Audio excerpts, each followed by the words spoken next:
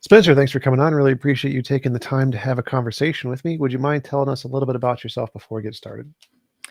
Yeah, name's Spencer, like you said. For a living, I suppose, I'm active duty Air Force, have been now for about 17 years.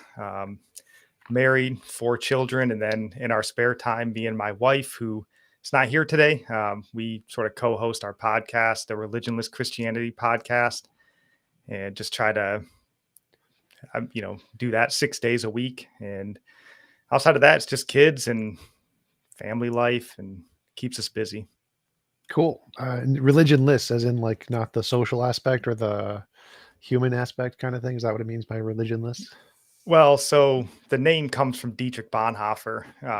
If you're familiar, uh, I really enjoyed Dietrich Bonhoeffer, and when reading through and understanding what I thought, he meant with the religionless Christianity take, sort of how do you live a Christian life in a religionless world, which he obviously thought 1930s Germany was becoming a pretty religionless world. So that's kind of why we took the name. We've gotten, some stern comments about how it's trickery that we're called religionless when we're in fact pretty religious. It's not our intent. We try to be pretty upfront on every episode, and even in our descriptions, that where the name comes from. Bonhoeffer was a pretty religious guy, so that's where the name comes from. Gotcha. So could you tell me some of the reasons you believe in Christianity? I'm an atheist, by which, of course, I mean that I think everything is better explained by naturalism. I think naturalism can answer all the arguments and indicates all the evidence better. So tell me some of the reasons you believe there are for belief in Christianity.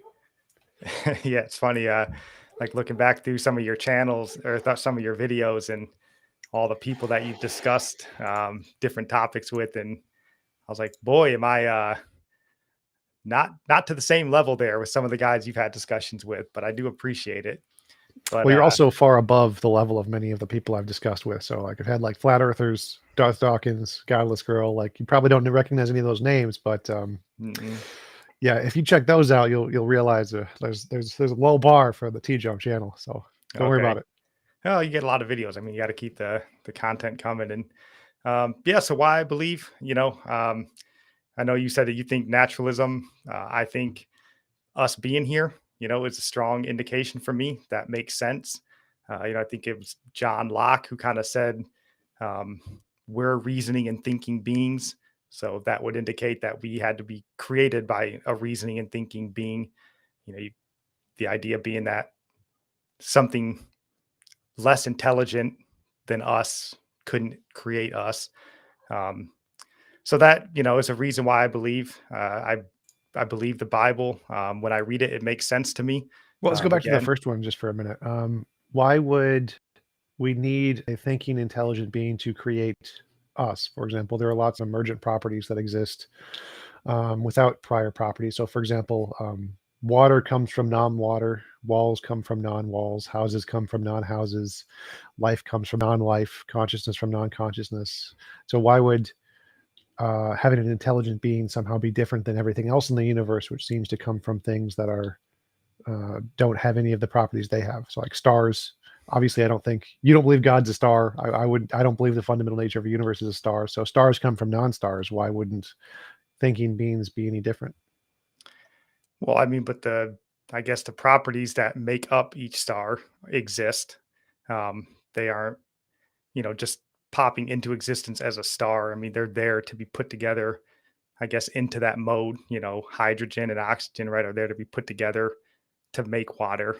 So I think that would be, but ultimately, I think it ultimately just goes back to, the idea that, and I'm sure you've heard the argument plenty of times before. I can't imagine that, something can't create or nothing can't create something. And that just makes sense. Well, I agree with that part again. for sure. I agree that nothing can't create something. But in the case of intelligence, I think intelligence is also just built of more fundamental things like particles and fields, just like stars are. So why would brains be any different than a star? It's just a large composite of other things. And those other things seem to be able to combine just fine without an intelligence. So why would intelligence be fundamentally different from stars? I don't know why they would be, but I think they are, right? I mean, I think you'd recognize that intelligence is different than just a solid material like a rock sitting on the ground. Intelligence seems to be something different than that. Again, I don't know why, right? But it does. I think it is. I think it's easy to recognize that consciousness, intelligence is something different, set apart from an inanimate object like a rock. What do you mean? So, like, there's obviously lots of things in the universe: stars, black holes, particles, tornadoes, hurricanes, um, oceans. They're all different from one another. But why would intelligence be so different that it requires an entirely new ontology and not just a composite of the natural stuff? So, for example, there's lots of stuff that we see that comes about by natural processes, crystals. I think all life does, all organisms do. Why would brains somehow be fundamentally different than anything else? Consciousness, intelligence. Yeah, I mean, I guess a brain as far as why would it be different? I guess not. I mean, as far as what it's made of, but just what it produces. Um, why is it different? Why would it be different? I don't know why it would be, but I think it is. I think we both I mean, I would assume. I mean, I guess I thought, right? I'm not trying to assume anything because not smart enough to assume what anybody else would think. But um, to me, intelligence, consciousness seems to be of a different substance than what makes up a tornado. I'm not sure I follow because from my perspective, it seems like consciousness is best explained as an emergent property from brains. Just your brain is just a computer of some kind. It processes information, and information can be processed by many different things on the cellular level, on the molecular level. You can have different combinations of particles that interact with other combinations of particles, and if they react to some but not others, then you have a computer. You now have a computer. It computes whether or not it's hit by particle X instead of particle Y. And cells and living organisms are just complicated chemical structures that are just doing that all the time. So, like chemicals, like crystals, are doing that. They're computing whether or not they're hit by sodium or chlorine to grow or to decay or whatever. And so it seems like all of the things that are required in the brain are just complicated processes of uh, input and output systems, just like a computer is, and that can be done with non-conscious things just fine.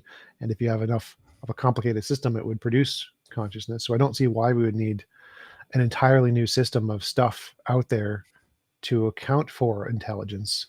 It's just a specifically complicated process of the the matter stuff that we see, as far as I can tell. That's what all the evidence seems to indicate. Yeah, I mean, honestly, I don't know that I'd be smart enough to give you any sort of scientific understanding of why intelligence would be different than, um, like you said, a crystal forming. Um, again, to me, and just a simple man, it seems different to me. It seems like something more than just solid, materials formed together or just particles moving around. Seems to be something at a higher level than that. Do you think that's like a trustworthy way to know things about the universe? Because like there's a lot of historical examples where things seemed really implausible to people, like Newton. Isaac Newton said that it was impossible to calculate the orbits of the planets, and their effect on gravity altogether, and only a god could do that. And then Laplace came along like a few hundred years later. It's like, no, I can do it. Gotcha, I got this. So there's lots of things that seem really implausible, hard to understand for humans, but later on, technologically, it seems like it's not that big of a deal anymore. So, like, I think that in a few hundred years, we're going to discover how more about consciousness and how it arises and how life comes from non-life. And so these questions are going to be solved, just like how there's a diversity of species. Like people used to say the exact same thing about the diversity of species and how it could only be done by God until Darwin came along. He's like, no, I got this. I got this. I solved this one. And the same thing happened to lightning. People used to think it was Zeus, must be Zeus, can't be done by natural processes because we don't see any natural process that can help us um, be able to imagine what's going on there. So it must be a mind because that's like our default explanation of everything we don't understand. But don't you think it's more plausible that our sensation that it's really hard to understand something is more of a product of our inbuilt evolutionary biases rather than telling us something true about the fundamental nature of reality? I mean, I think that there are people wrestling with that from a, you know, theological point of view. I mean, there's obviously much smarter men than me in the sciences that are wrestling with those very topics. And um, I would probably not be smart enough to sum up what they are theorizing, but I'm sure you're aware of, you know, some of them. The only names that really pop up are like the William Lane Craigs of the world, who you may disagree with, you know, but uh, somebody that is far more intelligent that's in those fields. I mean, I'm not a scientist. I can't really speak to anything super intelligent and super deep when it comes to the scientific fields. But I know that there are people working and wrestling with those from a theological point of view. And I've certain, at least the ones that I've heard, they feel very comfortable and confident in their assertions that there still must be a God ultimately to bring about life and human life. So again, I feel okay just being like, yeah, I don't really understand that. I don't know. I'm not that smart in those fields to really make any sort of solid stance in that realm. Well, do you think that there's a reason that the science tends to lean one way rather than another, and why um, just because several experts tend to think something's possible, is that a really good reason to believe it? Because there's lots of experts out there, and you can always find a few experts who take very fringe positions that aren't well accepted. But I don't think that makes it reasonable to accept those positions, especially as, like, I'm not an expert in many of these fields either. And so what I think the reasonable thing to do is to go with consensus. What do the majority of experts think is the best explanation of this phenomenon or something? Um, and then instead of like saying, here is an expert who agrees with my intuitions, therefore I'm going to agree with that expert instead of the majority of them. Well, I mean, I guess that, you know, ultimately comes down to maybe why you're going into the fields, what each person's sort of indications. I mean, I always thought, I don't know, science, the goal of science, at least in my opinion, was never to really necessarily disprove God, but more understand how God did things, you know, how God made the world. Um, so I don't know if maybe just, you know, they sort of breed on each other, right? I mean, if a more atheistic mindset gets into science and that begins to sort of lay some groundwork, the people that follow after them tend to be more in that same mold. I don't know if that's at least a small part of it, or, you know, maybe it's like the I don't know, COVID in the medical world, right? Like just certain narratives they want out there. Those are the narratives that get out. So that just seems to be like, hey, all the consensus is vaccines are the way we end COVID. And that doesn't really seem to be the case, even though all medical science and the experts, right, might tell you that's the way that it works, I guess. I don't know. Well, I don't think they ever said it was going to end COVID. COVID's a virus. You can't, unless you can eliminate literally all of it everywhere on the planet, it's not going to end. And so I Right. don't Not think end anybody COVID, but as far as like, you know, mitigate the the consequences. lockdowns, yeah, the pandemic, Well, so that like sort in of the stuff. case of consciousness, the consensus, the vast majority of experts in neurology, psychology, cognitive science, philosophy of mind, they're all physicalists. They all think that it's just the mind. There's nothing more than the mind. And there are apologists who think that no, it's got to be more than the mind, and they use this as a way to try to argue for more stuff, more than just the physical stuff. But the vast majority of experts don't, and I don't think it's fair to say it's a bias, because over the past 300, 400 years, the vast majority of experts have all been religious, and specifically on big instances where things like Darwin came along and discredited fundamentally religious ideas that, like, speciesization was caused by a god, are factors of why they aren't any more religious, because any explanation that was used that people thought God did it was like a gap. It was just a gap of, here, we don't know, therefore God. And then once we discovered it, like, it's just a natural process. And it ends up always being a natural process. And so in the context of something like the mind, the field that tells us the most is neurology, where it's making novel predictions about, well, if the mind is physical and we sever the corpus callosum, then we'll have two consciousnesses develop in the same brain. It'll be very strange. And that's what we see happen. And so it seems like the field that, or the interpretation of the data that is the most reasonable is physicalism, not because of biases, but because that's what the evidence seems to indicate. And the alternative hypothesis of a God doesn't seem like it's made any progress in science at all. And so it's not a bias of rejecting that because they just don't like the hypothesis, but because it hasn't ever provided any real evidence in the field, as opposed to physicalism. So I guess, as someone who understands more about the sciences, is there a way for them to, I guess, do the science in a way that would indicate that there's a God who set it all in motion?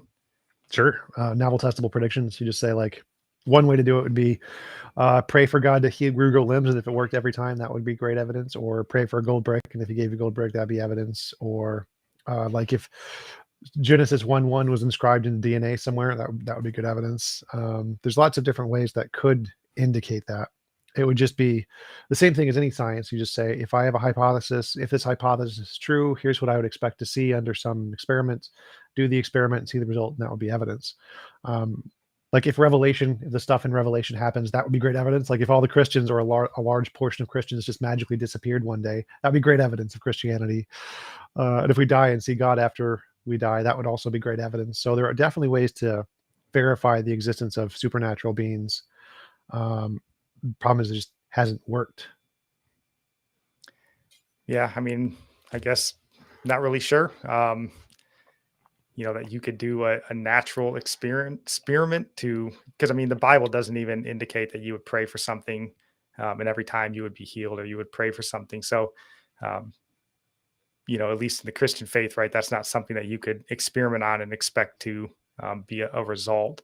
Now, obviously, Revelation, yeah, if if we see Jesus coming from the clouds, that's a good indication. Um, but yeah, I mean, I'm not well enough versed in the scientific fields to have any sort of, deep understanding as to why this is starting to trend this way. Other than the people that seem to be drawn to the science fields have a more naturalistic, atheistic mindset. And again, that could be something that is bred into them from the sciences, what they've learned, or that's just who tends to go into that field. Well, I think it's like what you said earlier, that Christianity doesn't provide any testable predictions. It doesn't give anything that's like, or at least ones that we can test, where we can say, if this is true, here's some tests we can do to confirm it, do the test and confirm it. Like, there aren't any of those, which means Christianity doesn't offer a hypothesis with predictions. And so it doesn't even count as science. It's not even a thing that most scientists would accept as a plausible explanation of anything, because it doesn't offer a prediction. Whereas physical stuff does. It makes, like, if this is physical and we mess with it, it'll cause changes to your consciousness. And so it seems like the vast majority of scientists don't accept the religious interpretations, because the religious interpretations offer nothing of value in the scientific hypothesis realm. They don't offer predictions. And so going with the religious hypothesis doesn't seem to be a valid scientific method, which is why the vast majority of people don't go with it in any of the sciences. I don't think it's a bias. I think it's just, it doesn't offer testable predictions, and so you can't confirm it, and so it doesn't offer anything to say other than a preconceived bias of some kind, of something you want to believe is true. And so it's hard to accept that as a scientific explanation at all. Do you, and this is just me asking the question to try to learn, do you think that science is the only way that you can come to know that there's a God? There's no other way, I guess, in your mind, that you can come to know that there's a God? I mean, you're saying if science can't test and hasn't proved, or at least hasn't proved that there's a God, and therefore there can't be a God, is there another way outside of a scientific environment, to know that there's a God, or that it Sure, would? there could be, yeah, there could be lots of ways. Like, anything that can differentiate imagination from reality counts as evidence. And the way we do that right now is through novel testable predictions. You predict the future. If my hypothesis is true, here's a prediction of the future, test it, find out. And that is a good way to be able to show that it's not just something in your imagination, because our imagination is very bad at predicting the future. So if you have a model that can predict the future, it's good reason to trust the model. So science, whatever method you come up with that will do that, science is going to adopt it. But there could be lots of other methods outside of the current scientific method that could do that. You just need to find one. I don't know of any that can do that other than like the confirmed ones accepted by science, and which is also including philosophy. But those don't indicate God, as far as I'm aware. Well, would you not? I mean, I guess you wouldn't count then like Old Testament prophecies in regards to Jesus being fulfilled as that sort of predicting the future in a sense. Well, That sure, I wouldn't. would. I would definitely count if they were actual predictions. They would definitely count as evidence. But for all of the ones I've looked at are super vague, can be interpreted in many ways. Like the best prediction of I've ever heard of was from Hinduism, and it predicts the age of the Earth is 4.3 billion years old. It's about five. It's off by like 5%, so it's like 95% accurate. Very very close prediction, and that's one really good prediction. That's better than any of the ones in Christianity or uh, the other religions I've studied, because it's very specific, very precise, gives a number. And most of the ones in, or pretty much all of the ones in Christianity are very vague. You can interpret them in many ways. Like there's the one about how the one that's claimed to be of Jesus, where they say they're going to pierce his hands and feet, but crucifixion, they don't pierce the hands, they pierce the wrist. So it's, you have to like vaguely interpret these statements to try and make them fit the narrative. And it never says this will happen to Jesus. It'll say it'll happen to something, and some word will might be able to be interpreted as the Messiah, or it could refer to somebody at that exact time period, like a week later, um, in the story. So I think a few of the prophecies are said to happen about somebody, and they read that as happening to the Messiah, when really it was just that guy's son or something. They were literally just referring to another guy at the exact same time period who this was happening to. So I've gone through most of the predictions in the Bible at one point or another, and they're nowhere near the level of specificity of a scientific prediction or even the Hindu prediction. So even if like I can't even remember what they say it was it like maybe 83? That's a number in my brain, but that might be a low number. That 83 or maybe 100 of all these, what you would say vaguely or vague predictions, all seem to fall on one specific person. That doesn't indicate anything, because I mean, all the people with him, the apostles, they took it to mean exactly that. Um, they weren't confused about it. So, Well, vague means it can apply to lots of different things. So if you have 1,000 vague predictions, they're going to be able to apply to a million different people because they're vague. The reason you need specificity is to make sure it doesn't apply to lots of different people. So if you have vague predictions, that by definition, that means it can apply to a lot of different people. As far as I know, in the case of the apostles, I don't think they actually interpreted in the vast majority of those as prophecies. In fact, I don't know that they knew most of them. Most of them were illiterate. And the fulfillment of the prophecy seems to be something that was like added in later. It wasn't really a thing the apostles were teaching. well, I mean, I would assume, at least came to understand it in their lifetime, because it says when Jesus came back, he explained to them um, all that was about him in the Old Testament and the prophets. So he made it clear. I mean, so they at least understood it and believed it from that point moving forward. So whatever understanding they lacked before his death and resurrection, then uh, they seem to have gotten a grasp on it going forward. Well, sure. I think they thought he was the Messiah for sure. And the Old Testament does say a Messiah is going to come. But I don't think they were like preaching this specific passage is in fact a prophecy of the Messiah. That's the part that's really debated, because most of those things that are interpreted as prophecies weren't prophecies. There's a specific criterion for what counts as a prophecy in the Bible and for Jews, and a lot of them are just stories which are interpreted to be prophecies, but they don't mention the Messiah. It's just like something about lions and lambs, and this will happen, and it's vaguely interpreted as referring to the Messiah. And so I don't think the apostles were looking back at these specific uh, writings, or because most things back then weren't even written down; they were just passed along through voice, um, and then thinking this was a prophecy. They obviously thought he was the Messiah, but I don't think they thought of these as legitimate prophecies.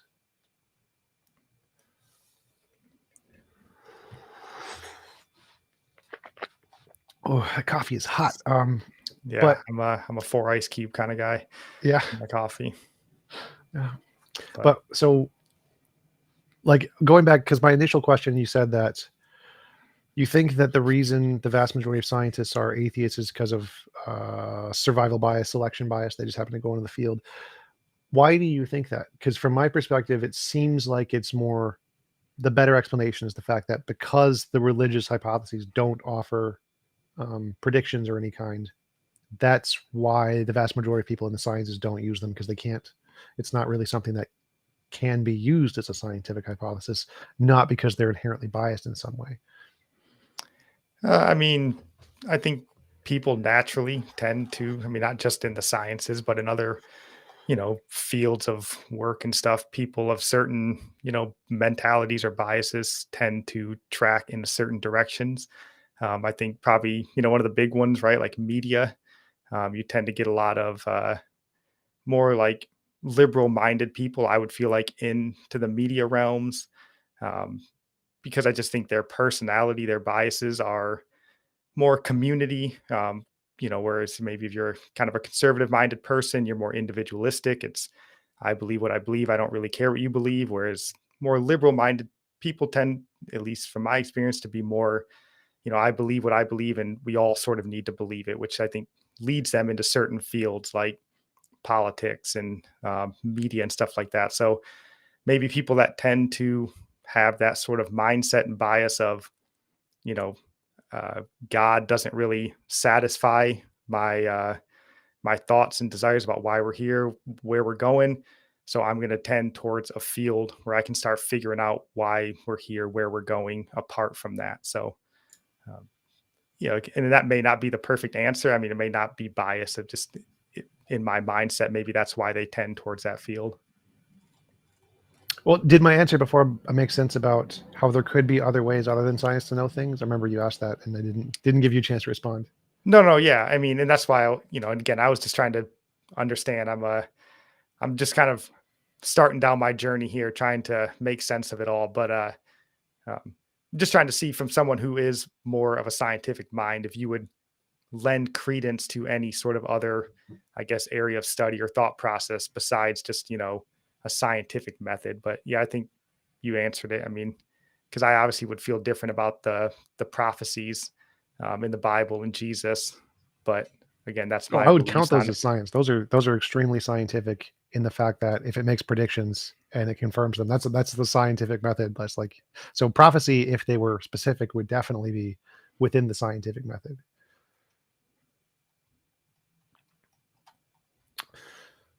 Do you have any other reasons or evidence you think there are good reasons to believe in Christianity? Well, I remember, in the email, you had mentioned, why should I believe in Christianity? And um, I think that's an interesting question, at least from what I've, kind of learned going on my journey. I don't know that that's the right idea, or at least it doesn't make sense to me. I think at least the Bible and what, Jesus taught, it's not so much should I or shouldn't I believe, but do you or don't you believe? Um, he spoke a lot in there, those who have ears to hear, let them hear. My sheep hear my voice. So, and I guess that's more of that, election versus free will argument, I guess, when you get into the religious realms, right? Of why does somebody believe when someone doesn't? Well, if they aren't intended to believe, they aren't intended for towards salvation, then I guess that would make sense as to why you wouldn't. And then in that case, if you don't believe, then you shouldn't believe, right? I mean, at least in the book of Revelation, says God hates hot, or he prefers you to be hot or cold. He doesn't really care for lukewarm. So I guess just pick one and whatever your heart's being pulled towards, if it's towards belief or unbelief, I think that's probably the way it's meant to be. Could you explain that more? Because from the way I think about it, I think that for any claim, you should try to evaluate whether or not it's true and base it on evidence, and you should proportion your belief to the evidence. And so I don't think, I would say that the more important thing is whether or not you base your beliefs on evidence rather than specifically taking a strong stance, hot or cold, um, based on your intuition or feelings or conviction level. Uh, for me, I remember there's a quote, why would a God give us a brain and have us not use it, or something along those lines? And so if there was a God, I would expect him to want us to evaluate the evidence, to try to know it, rather than simply just believing for the sake of belief. Yeah, I mean, I think he would, but I think, obviously the book that he gave us to evaluate the evidence on is the Bible. Um, that's what we're supposed to be studying, searching out, um, praying for, and praying for that understanding. And again, from what I would understand reading Jesus's teachings and the apostles, that again, he's going to stir up your heart to belief. And I do think that we typically can tend to believe the things that we want to believe. I do think we have that ability as humans with intellect. I mean, I want to believe that I love my wife. You could probably sit me down in a dark room and I could come up with 1,000 reasons why I shouldn't love her. But I'm not even going to ponder those, right? I don't even want to think on those really. It's not that I do love her. I mean, I do, but I want to love her as well. So it's not even so much well, it is, I believe in God, but I want to believe in God. So that's going to be what I tend towards my understanding. And I don't think, really, at least in my simpleton brain, that I have the time or the level of understanding to run down all possible roads to learn all the information that would be necessary to make, fully educated decisions on all of these areas. So you kind of have to pick the ones that you're going to go down at least far enough to understand it at a certain level before you start, diving into all the other, areas. Because then you just kind of have a mismatch of information and you're not really, I guess, fully understanding any of it, I guess, the way you probably should. I would think of it like, if there's something you want to believe, that's the thing you should be most critical of, because we always have biases of like trying to find the information that confirms the things we want to believe or want to be true. Um, so why, in this case, why would you treat it differently? If there was something you really wanted to believe, shouldn't you doubt that the most? I don't know why I would want to doubt it. I mean, especially if it comes to the case of, eternity, salvation, and all. I don't know why, if I'm already tending towards that belief, what would drive me to want to go looking somewhere else. I mean, again, if I love my wife now, I don't know why I need to sit down and ponder, do I really love her? Maybe I'd be happier with someone else. I think that's a fruitless endeavor. I think, and again, especially at least for me in the realm of faith and religion and eternity, I don't know if I'm already trending. Because again, if I go down the atheistic path, what does it ultimately get me? I mean, if I trend down this path and I'm wrong, what does it matter, right? I mean, that's where my belief is already leading me to. So if I fight against that every step of the way, um, to what end? I don't know. That would be worthwhile. Well, I would see it as like, the probability you would go to heaven would be equally as the same, regardless of which belief you have. So, like, there could be a God who only lets atheists into heaven because he only likes people who go through the evidence and find out whatever is the most rational position or something along those lines. Or maybe there's a God who only likes people who eat blueberry donuts on Tuesday. And so if you eat a blueberry donut on Tuesday, you'll get into heaven. And there could be a heaven even without a God. So, like, there are many non-God religions that have heavens, like Buddhism, where you have a field of consciousness kind of a thing that exists. And there are ways that consciousness can survive death, even in atheism, called panpsychism, where consciousness is fundamental, and there are those kinds of things. So I don't think that it's inherently more probable that one belief will get you an afterlife more than another. But my intuition is that if there's anything I feel that I really want to be true, I have this inherent bias in myself to find all of the facts that conform to that belief.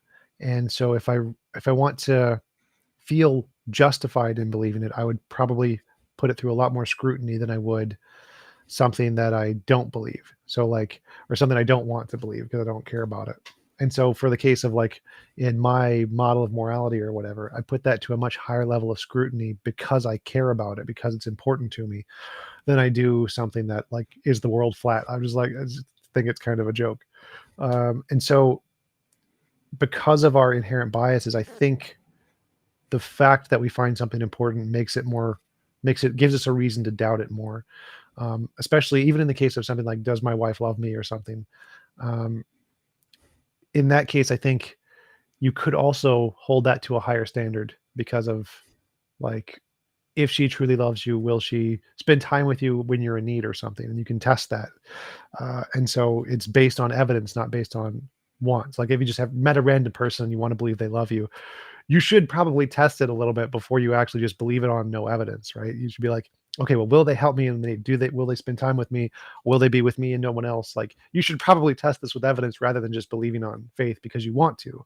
Uh, so I think that in the case where we're talking about something that's really important to us, we should want a solid amount of evidence before we feel justified in our belief. In the case of your wife loving you or you loving your wife, I think you do have lots of evidence for that to be the case. So, Yeah, no, I mean, I agree that we should be seeking out the evidence to support that belief, but and maybe I'll get your take on this too. I mean, I do think because of the age in which we live in, this sort of information age, I think it leads a lot of people sort of astray that we can almost know more than we actually can really know. I mean, a lot of times, if you're reading stuff, whether it's whatever scientific, religious, I mean, most of the stuff you're reading, right? You're reading articles and stuff by people that are experts in a field. And we tend to read those and think, oh, well, this guy said it. So now I know it as well. When in fact, you don't know it, right? You just read what somebody who does know it says. That doesn't necessarily you know anything other than what they read. I mean, it takes decades to become experts in any one field. So I think we're in this age now where we think we can sort of become experts in every field. Well, I can read a little bit about every faith and come to an understanding of what they all mean. When in reality, it takes theologians, pastors, and all these people decades to become, they spend their lives learning it, right? Scientists spend their lives learning these things. And we just get little snippets and we think, okay, well, now I understand that. So I don't think that's true. And I think it leads us astray a bit. And I think that's why if you have don't a think what's belief true? toward, what's that? Don't think what's true?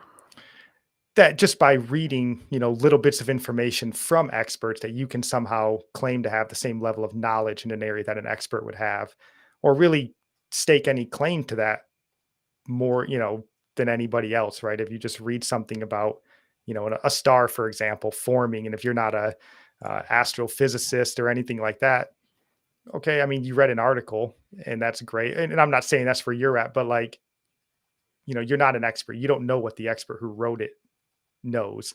We're just getting sort of the highlights of what he knows. And I think that can kind of lead us astray. So at least for me, and again, of someone who is of faith and is trying to learn more, I actually just recently enrolled in seminary. My goal is that's where my beliefs are tending. Again, I would say that's those who have ears to hear. I, I've heard, and I'm trying to go down that path and really formulate that belief and ground it. And I guess, once I get there, maybe once I would consider myself to have a full breadth of knowledge, then yeah, if you want to go and start branching out into some other things. But, I think it's, yeah, does us a little bit of a disservice to sort of just have a fire hose of information all the time. And then we just kind of have a lot of theories from a lot of really smart people that we sort of glom onto without really having a full understanding in any one of them. So again, my belief tends to lead me down that certain path. And I think that's why I don't really have a reason to shirk that belief, at least yet. I mean, at least go flush it out fully. What was the connection between those two? So we like you said that we shouldn't simply think we know something by reading authorities, and I agree. And therefore, you have a belief, and you shouldn't shirk that belief. Well, I was just making, the point that, if you were saying earlier that if you believe something, you put it under more scrutiny, which would tend to lead you to maybe try to seek out other answers or see if that holds up to intense scrutiny. But I think the important part of that is to actually learn it before you start scrutinizing it. So if I say I want to become an expert in Christianity, and then I read through the Bible once and I go, now let's go and disprove it all. Well, I don't really know Christianity, right? It takes years and years to understand everything about it. And it would be the same way as if I said, I want to become a chemist. And then I, buy a chemistry set on Amazon and I do a test and I'm like, let me go and disprove chemistry. Well, you don't understand chemistry, right? You need to actually walk that path, like the expert did for years and years and years until you actually have an understanding of what you're working with so you can legitimately try to prove or disprove it. That would be my case for following the path that you're naturally trending towards, rather than just dismissing it outright and trying to disprove it before you actually understand it. What would that mean to like understand something in that context? Because from my perspective, like how much do you need to understand something before you start to criticize it? I think that's an epistemology question. Like you need some way to have a ground of knowledge. And then once you have a way to have a ground of knowledge, you can question other things using that method. And for me, that method is going to be novel testable predictions, the way to differentiate imagination from reality. Um, but do you need like a way? Do you really need to have like a mastery of a topic before you can understand something? Because I would think that as long as you have that minimum criterion of a method that you can use to distinguish imagination from reality, that'll give you an inclination, even if you're not an expert. So, like, if an expert said, if you add this chemical to this chemical, it'll turn purple, and I do it and it turns purple. Like he made a prediction about the future. He was right, even though I understand nothing about what just happened chemically. He was right, so I have a really good reason to trust that, even though I'm not an expert. Wouldn't you agree in that case? Yeah, I mean, I think as you're walking along that path of knowledge, I mean, you should be looking at what your assumptions are and, formulating them better. But I don't think that necessarily means that you stop your learning on that path to go and start learning something that's the complete opposite. Because then you haven't really fully flushed out those. I just, for my case, I was raised very charismatic in my childhood. But as I've gotten older, and again, we were talking about, free will and election a little earlier, that's something where just in my own life, my own prayer life, studying the Bible, I've kind of dismissed a lot of that charismatic flavor because I don't think it held up to scripture. When I read scripture, that's not what I see in my normal day to day life. That's not what I see. So you make those small corrections as you go, but I wouldn't, because I come to something I disagree with, like, speaking in tongues or something, then I go, well, not learning that anymore. Let me go and focus on something completely different. You're making those small corrections on your path towards continuing your learning. And I think just generally as a person, you kind of have to be interested in stuff before you actually care enough to learn about it. Um, you know, you're not going to devote the time and the energy mentally to learn something that you just don't have any sort of passion or will to learn at all. So I do think there's some human nature in there. Well, you said you should learn all about one field before trying to learn something that's like the complete opposite or contradictory. That part I don't think I would agree with, because I think you can test differing contradictory hypotheses at the same time. So like if there's a scientist and a witch doctor, for example, and they say, here's a novel testable prediction about chemistry, here's a novel testable prediction about voodoo, and I can test them both and see which ones work and which ones don't, even if they're contradictory. And even if I don't understand, I have a mastery of zero voodoo or chemistry, I can still say chemistry is correct because I have this method of it makes testable predictions, which are confirmed in the future. And so even without a mastery, I think I can still evaluate contradictory hypotheses, to figure out which one's more rational in like by testing it with some kind of method. Yeah, I mean, if I said that earlier, I must have mistakenly said. I don't think you should just shun learning anything else besides your one specific area. And I think in natural course of life, you're going to learn and pick up things, especially in the realm of faith. You're going to get a lot of contradictory information that you have to wrestle with a little bit. But again, and maybe witch doctory and you know chemistry, is a better Yeah. one, I guess. I would say maybe in the realm of Christianity, if you want to talk about, the signs and wonders, and the laying on of hands for healing. And you're like, well, I have a healing gift. And they're like, well, that's a doctor. Well, you can test that. And yeah, he prayed on him and he probably doesn't have a gift of healing because the guy wasn't healed. And the doctor gave him some pain medication. He feels better. But again, I don't think that that would be reason to just throw out your faith or throw out learning down that path. You would correct maybe what you understand. And again, at least for me, that's where I've progressed, at least to this simple point in my faith. And I'm hoping to learn more as I continue to walk down this road. But I do think obviously you're going to pick up other information that you're going to have to wrestle with and try to understand. along the way. So I don't think learning ever really stops from any, from a multitude of areas. But I don't think it's right either just to be like, oh, well, I heard something from this guy, so I'm just going to accept that as true without really, flushing it out. Or, but then again, that takes time, right, to fully understand to a level that I think you would need to, or at least you should, before you just abandon prior beliefs. You should give it time to flush it out. Yeah, for sure. That would be like the method I mentioned. For me, it's novel testable prediction. So if I read something new, make a prediction about some experiment we could do and test it before I find it more reasonable. Even if I'm not an expert, I can still say, chemistry said add this chemical to this chemical, it'll produce this color. Test it, like, yep, produce that color. That's good. Even though I have no idea what happened, but it worked. That's all that matters.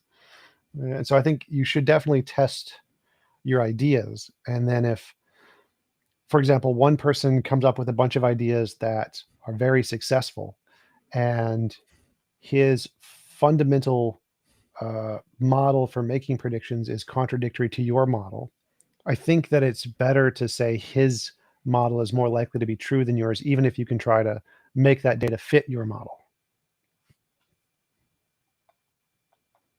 So, I mean, like, what examples are you thinking of? Like, Well, is like this the back to your brain. whole the brain and Well, anything. So the brain or naturalism, physicalism versus spiritualism. Like if a physicist is able to make predictions, or a neurologist make predictions about the brain, and they think it's physical, and think because it's physical, we can do stuff to it and change your consciousness. It seems like, I mean, you can always fit data into any hypothesis. It's just called the problem of underdetermination. You can always do that with any hypothesis. Like you could say, we're a brain in a vat, and all information was produced by the electrodes. Therefore, the world's actually flat. So the world's really, really flat, but it's all our visualization. It's all just electrodes. And so, even a flat earther can make all the evidence fit.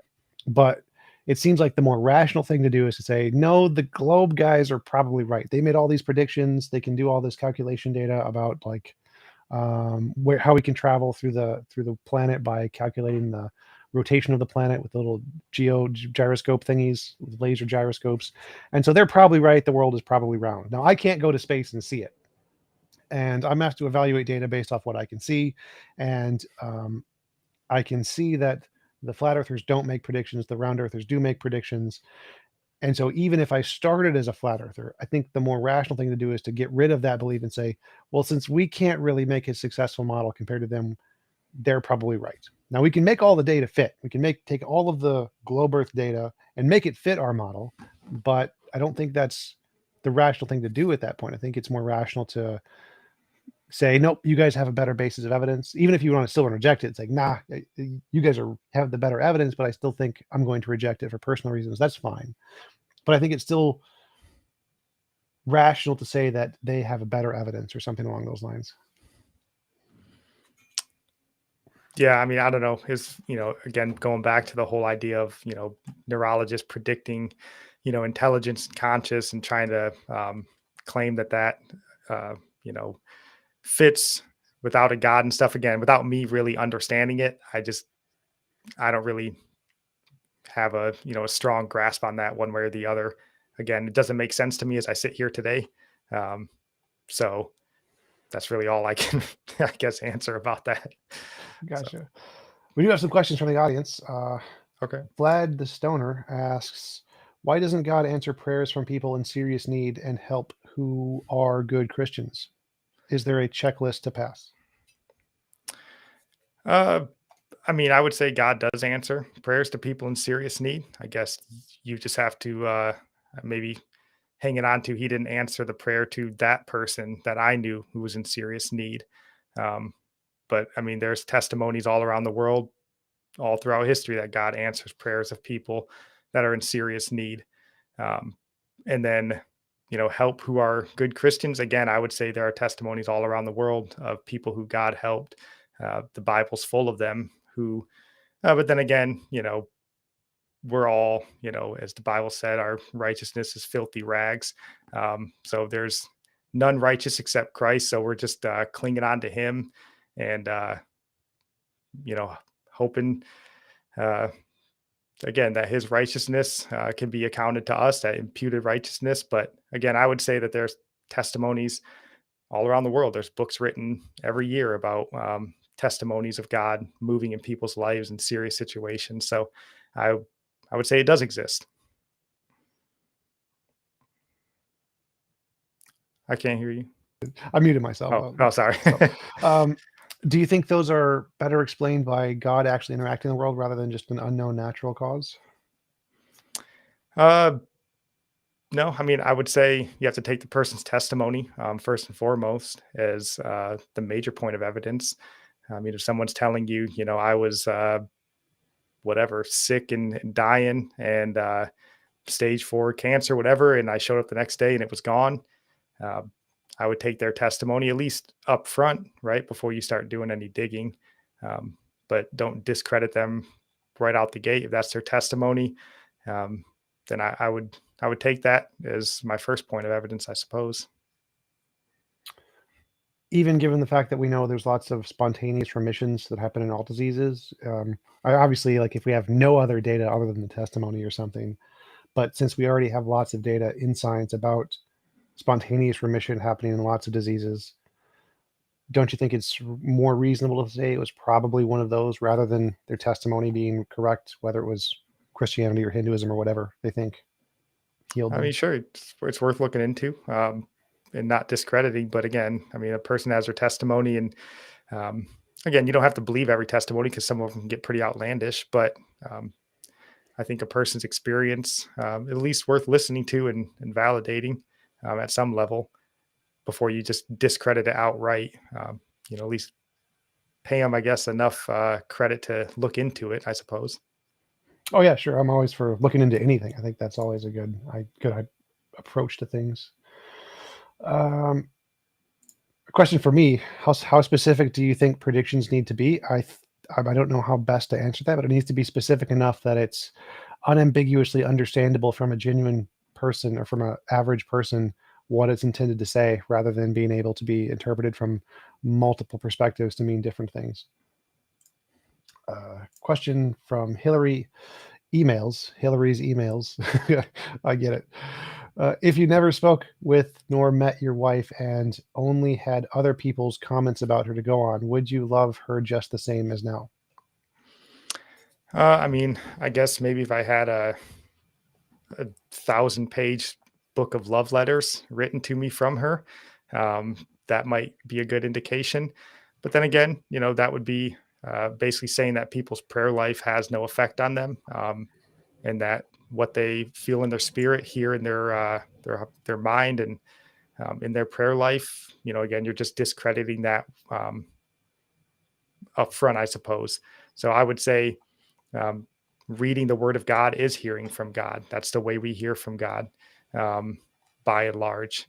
And so I guess if I'd never met my wife and never heard anything from her, and it was just a name off in the distance, yeah, I probably wouldn't love her. Um, but again, if I had a, a book like the Bible written about my wife, and that it was all done for me, I suppose, then that might change my tune a little bit. Gotcha. Tim asks, what is your best reason to follow religion? What is my best reason to follow religion? Uh,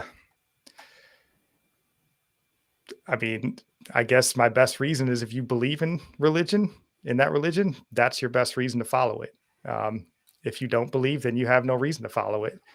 Um, I'm sure lots of uh, people that would tell you in different studies. I mean, our entire country, the founders would tell you that living this more moral and virtuous lifestyle, based off of a lot of the teachings in the Bible, would produce the best life for us as a country and as citizens in this country.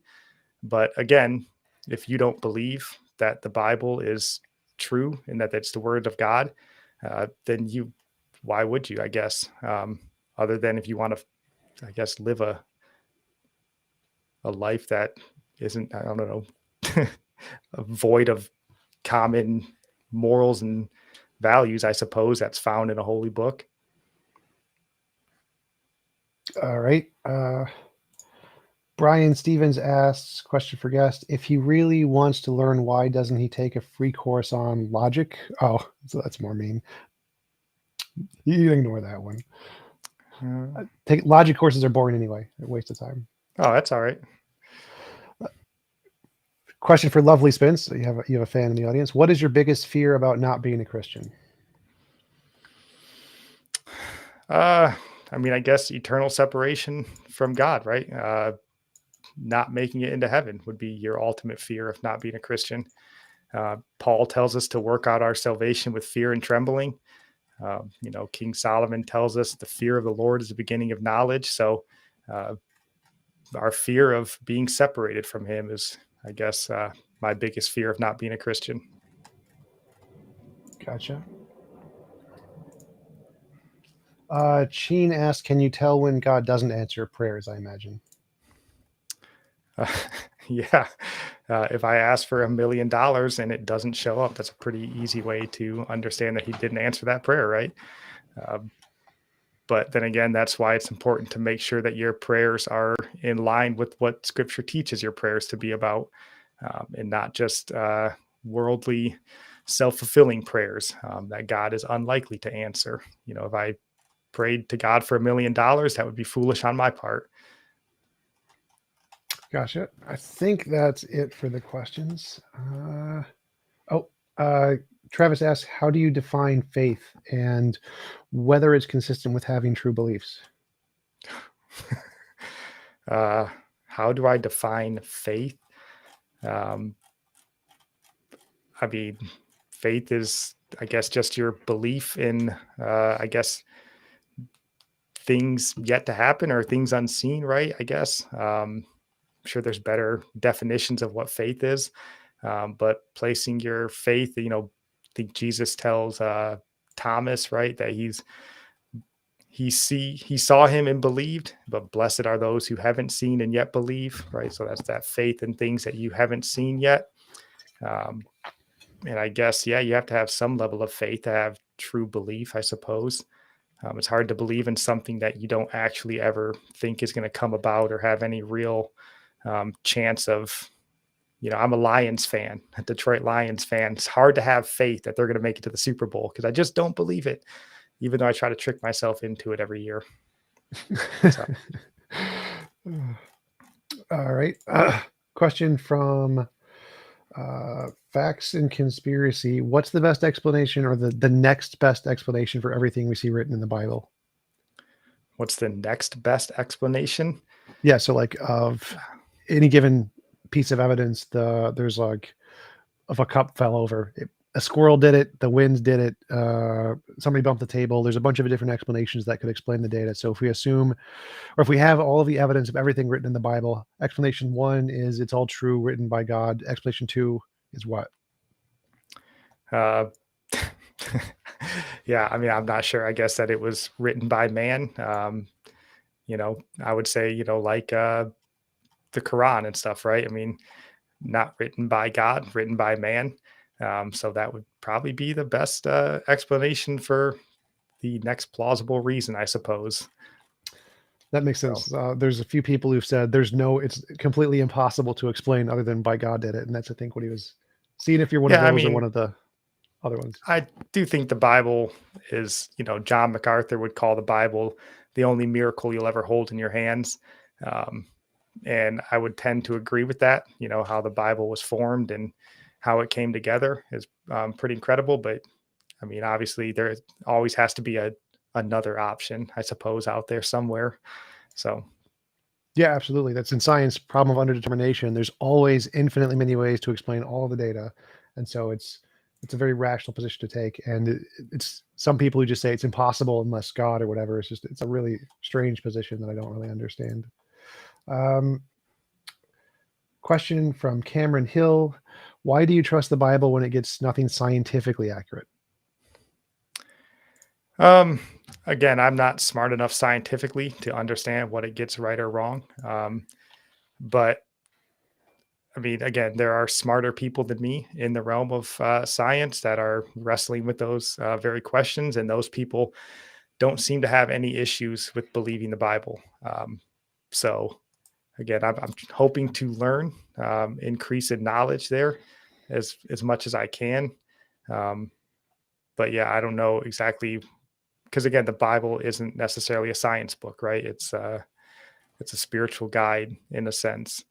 But again, the creation of the world makes sense to me uh, from the Genesis account. And again, without any sort of deeper understanding, I'm just gonna, I guess, hold on to that. I mean, again, I haven't flushed out that stuff in the way that is probably necessary. But again, that's why I'm walking the road I'm walking, I suppose.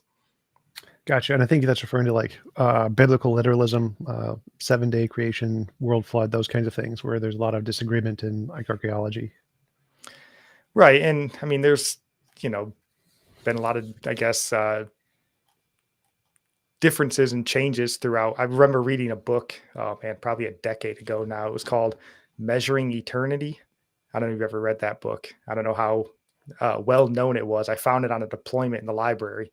Um, but I read it, and it was all about, it wasn't atheistic or religious. It was just sort of looking at all understandings from the religious world and the scientific world of trying to measure the age of the universe. And it was just an interesting book to see, from the time of, ancient days when the earth was thought to be a certain age, and then it continued to increase in age, and it continued to get older and older and older and older and older. And it, every however many years it was in that book, it's probably a 20-year-old book by now, but you could see that it would continually get older and older and older. So the age of the earth, I would assume, if it hasn't changed recently, I would bet that it probably will at some point, because that was the track record that at least he was panning out there. So I would say that even science hasn't gotten it right.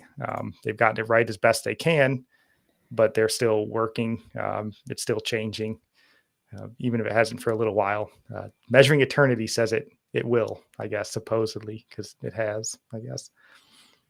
Gotcha. All right. Well, we've been going for about an hour. I really appreciate you coming on. It was a great conversation. Do you want to give any links or references where people can find more about your work, your podcasts? Yeah, I mean, Religionless Christianity podcast on really wherever you listen to podcasts. We're on YouTube, Rumble, Facebook, and stuff like that. So you can come find us there. But I do appreciate you taking the time and letting me jump on here with you. Absolutely. Also, random question. Do you have like how do you upload to podcast? Do you have a thing that uploads it to like all of them automatically for you? Or do you have to do it manually one by one? No, I do. So we use Red Circle.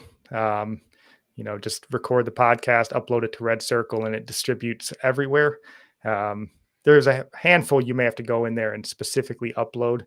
But what's great about podcasts is a lot of the big ones, Apple, Spotify, and Google, a lot of the smaller podcast platforms just pull all their episodes from the big ones. So if you get it on sort of the big three, it tends to get out to everybody pretty easily. So yeah, there's a lot of good podcast hosting platforms that can kind of get your message out there pretty easily. Awesome. Thanks. I'll definitely check out Red Circle. Thanks again for coming on. Really appreciate it. And I hope you have a wonderful rest